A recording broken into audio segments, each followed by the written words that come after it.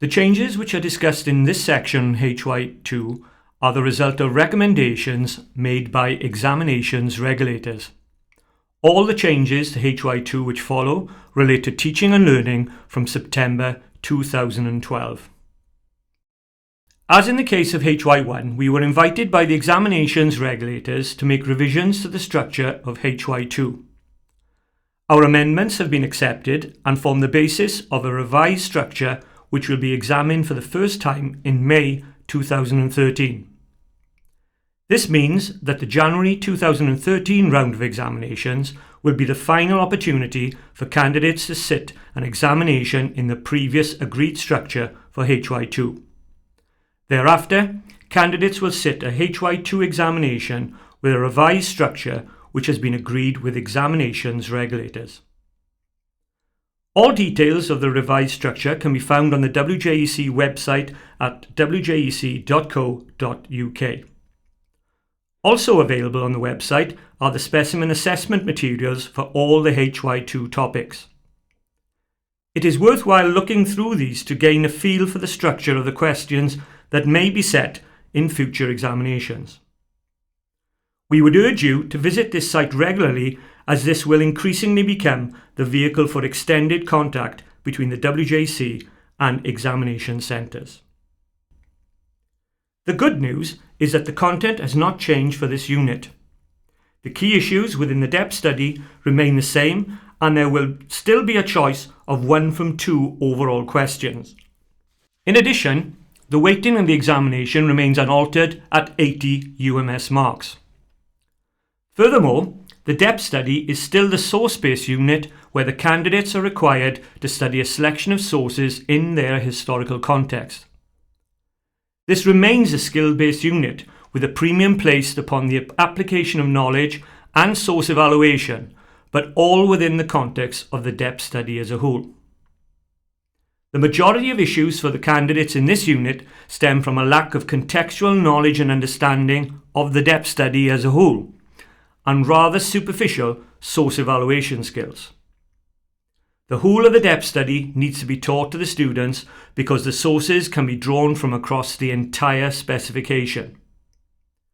We would urge you to impress upon your students the necessity of acquiring detailed knowledge of the whole depth study. Indeed, we feel that if the candidates have detailed historical knowledge and understanding of the period, it is likely that they will be more successful at placing the sources within their historical context. More good news can be found in the reduction in the number of sub-questions from 5 to 4.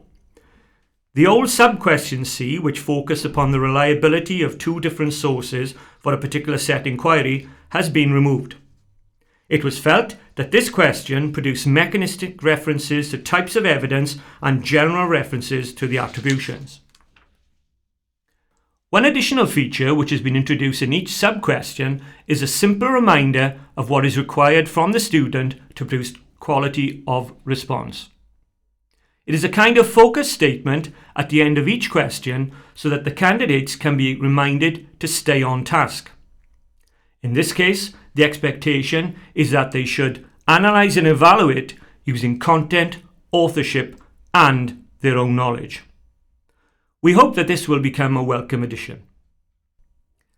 Another obvious change to the structure of the examination is the move from 5 to 6 sources. We had been concerned for some time that there had been some overlapping of skills and content, especially when candidates tackled the current sub-question E, the overarching question. We are hopeful that this overlapping will be significantly reduced, although it will be impossible to completely eradicate it. Inevitably, when there are revisions to specifications and structure, there are always pluses and minuses. All AS exams are still only allowed an aggregate of 180 minutes in total. Therefore, because of the increased time allocation to HY1, and as a result of the reduction in the number of sub-questions from 5 to 4, HY2 will see a reduction in the time allocation of 10 minutes as shown on the SAMs. There have been amendments to all the mark schemes in terms of structure and the allocation of marks. The AO1 and AO2 strands have been integrated and the terminology used is based upon the performance descriptors for AS contained within the subject criteria for history. The full range of mark schemes for all HY2 options is available on the WJEC website. The next two slides are an example of the revised structure to the HY2 examination paper as agreed with the examinations regulators, and which can be seen in the specimen assessment materials. As you can see, there have been amendments to all the sub-questions. Please note the addition of a focus statement which follows each sub-question.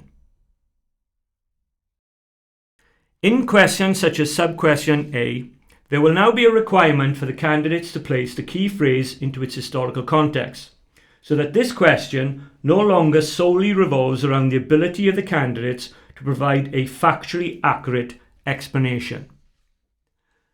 As you are aware, the previous style of approved question required the candidates to explain the meaning of a phrase using the source and their own knowledge. With hindsight, it is clear that this question was a factually based one which would not require the candidates to consider the phrase in the context of the depth study. It really was out of step with the idea of studying sources in context. We feel that the new sub-question A is more appropriate for this examination. This style of question moves the focus onto the author. Candidates must now consider why the author has chosen to use this phrase in the context of the period. Please note the focus statement which appears at the end of sub-question A. We feel that this is a better style of question, but clearly the expectations are greater. To fully answer questions like this, we would expect the candidates to explain the term or phrase using the source and their own knowledge. But they must also consider a new dimension in that they must explain why the author would use the phrase when he does. This means that the candidates must provide an explanation of the term or phrase in the context it was produced. Please note here the way in which the indicative content relating to this question has been structured. The content here is not prescriptive, and candidates may only consider some of these issues or indeed provide additional information. Under the old structure, it is likely that the initial question may have been worded, "Explain the meaning of the term Bolshevism." However, a new dimension has now been introduced. The exemplar question reads, "What does the author of Source D mean by the phrase, 'If America and England were wise, they would send us money to fight Bolshevism'?" If you look carefully at the bullet points, you will see that the indicative content focuses firstly upon an explanation of the term. This is then followed by a consideration of the context, and then finally by an examination of the authorship or attribution. Who has written this phrase and when will have a bearing upon what they mean by the phrase. As you can see, the mark scheme shows the integration of the AO1 and AO2A strands.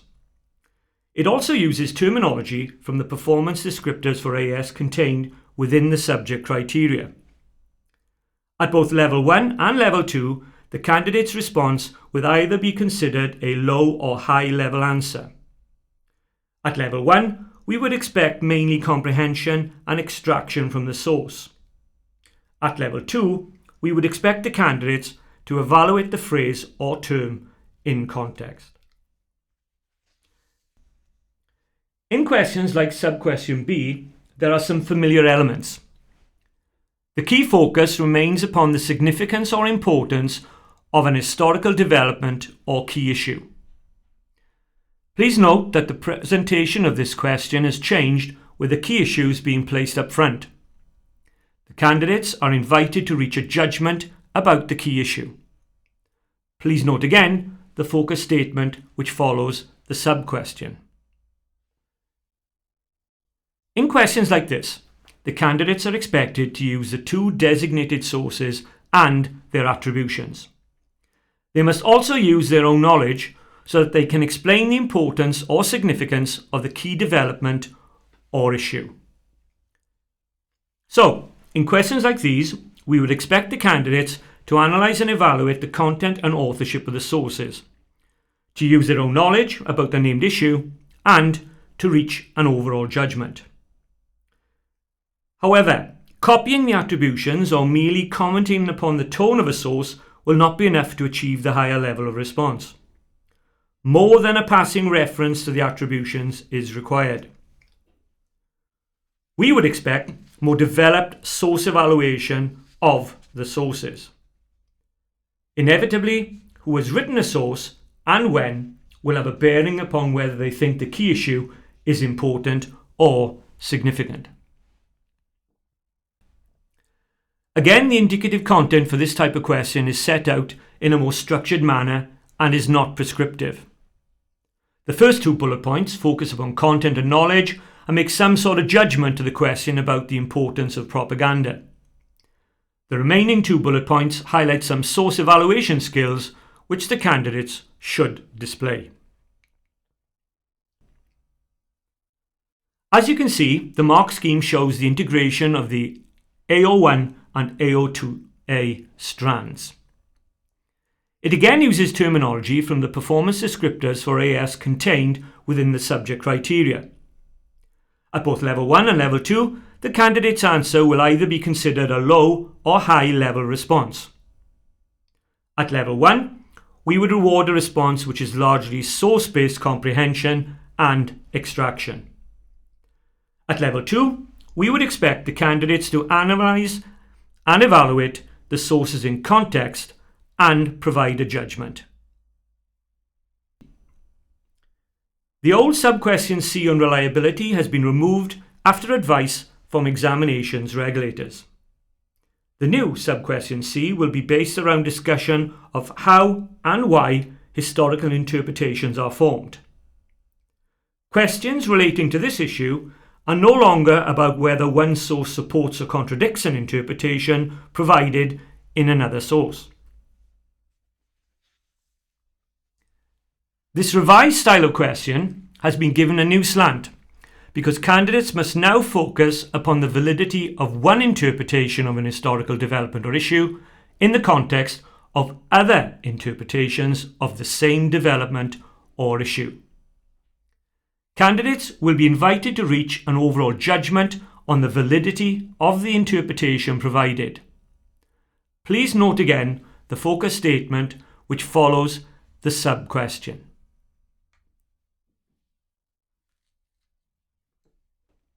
In questions like this, candidates will be provided with an interpretation of an aspect of the depth study. An example given in the specimen assessment materials is, do you agree with the interpretation that the Nazis were responsible for the Reichstag fire? Candidates should be encouraged to use the content and authorship of the two named sources, as well as their own knowledge, to reach a valid judgment about the validity of the interpretation and set it in the context of other interpretations of the responsibility for the Reichstag fire. We think that this is a better question because it requires the candidates to consider an interpretation in the context of other interpretations. With hindsight, the old sub-question D was a rather artificial attempt of dealing with the issue of the interpretation of history. We feel that this will be a better preparation for the wider explanation and discussion of historical interpretations which the candidates will encounter when they tackle the HY2 coursework in A2. In answering questions like this, we would expect the candidates to have been taught and to be aware of different interpretations of the past. We would expect them to be able to place an interpretation in the context of other interpretations. We would expect them to analyse and evaluate the nominated sources and to use this information with discrimination in order to formulate a valid judgment. The indicative content within the mark scheme highlights how we would encourage the candidates to analyse and evaluate the sources and their attributions and form a valid judgment. It also shows how we would expect them to draw upon their own knowledge and to consider the context of other interpretations. As you can see, the mark scheme shows the integration of AO1 and AO2A and AO2B strands. It again uses terminology from the performance descriptors for AS contained within the subject criteria. At both levels 1, 2 and 3, the candidate's answer will either be considered a low or high level response. At level 1, we would expect a response which is largely source-based comprehension and extraction. At level 2, we would expect the candidates to reveal an element of analysis and evaluation of the sources. Overall, the responses may appear mechanistic and formulaic. At level 3, we would expect sound contextual understanding. We would also expect developed source evaluation in context. In addition, we would expect the deployment of relevant historical knowledge. In essence, the response will be well structured and reach a valid judgment. Questions like the revised sub-question D are based on the previous E question. This remains the overarching question, but now the candidates must only focus upon 3 nominated sources. Under previous question structures, we advise centres to urge their candidates to focus upon 3 of the 5 selected sources. Please note again the focus statement which follows the question. In questions like these, the candidates will be expected to analyse and evaluate the nominated sources in the context of the whole depth study and not just the issues covered within the nominated sources. We would expect the candidates to make use of the content of the sources and to rigorously evaluate the sources. We would expect them to place these sources within the wider context of the depth study as a whole and thus to consider their limitations. The key focus, therefore, in such overarching questions is upon placing the nominated sources within the context of the depth study as a whole. In order to do this effectively, it is necessary for the candidates to have a detailed knowledge of the chosen depth study. It follows, therefore, that in order to gauge the extent to which the 3 nominated sources provide an understanding of the entire depth study, candidates will need to consider the content of the sources. They will need to provide meaningful source evaluation of those sources. Candidates should point out the strengths and limitations of the sources, whilst at the same time provide the contextual limitation of those sources as a group in relation to the depth study as a whole. They will need to bring in their own knowledge and understanding of the wider historical context. Do it again. They will need to bring in their knowledge and understanding of the wider historical context of, in this case, Nazi Germany. We would urge centres to advise candidates not to provide extended narratives in this question or to merely trawl through the sources. Such responses do not fulfil the performance descriptors for AS history as laid down in the subject criteria for GCE history. The indicative content within the mark scheme highlights the necessity of the candidates to deal with the utility of the sources, to consider content and authorship, and to demonstrate their ability to discuss the sources in the wider context associated with Nazi Germany between 1933 to 39. As you can see, the mark scheme shows the integration of the AO1 and AO2 strands. It again uses terminology from the performance descriptors for AS contained within the subject criteria. At both levels 1, 2 and 3, the candidate's answer will either be considered a low, a mid or a high level response. At level 1, we would expect a response which is largely source-based comprehension and extraction. At level 2, we would expect the candidates to reveal a greater attempt at analysis and evaluation of the sources, with some attempt to place the sources in context. At level 3, we would expect fuller analysis and evaluation of the sources in the context of the depth study as a whole. As departments, I am sure that you will need time to reflect upon all these amendments and to devise teaching strategies of how best to ensure that your candidates meet the challenges posed by the revised focus of the questions that may be set for HY2 from May 2013.